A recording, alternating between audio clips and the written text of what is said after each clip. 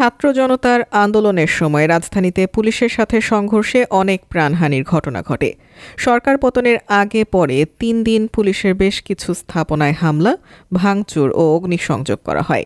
৫ August Sheikh হাসিনার দেশত্যাগের পর সারা দেশে পুলিশি কার্যক্রম বন্ধ হয়ে যায়। পুলিশ সদস্যরা থানায় আসতে সাহস পাননি।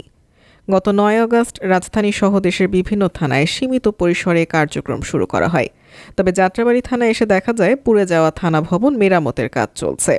নেই কোনো পুলিশ সদস্য, নেই আনসার সদস্য, আছে উৎসুক জনতা। আর লুট ঠেকাতে কয়েকজন শিক্ষার্থী থানা পাহারা দিচ্ছেন। একজন শিক্ষার্থী বলেন, থানায় প্রশাসন না থাকার কারণে কোনো প্রকার মামলা নেওয়া সম্ভব হচ্ছে না।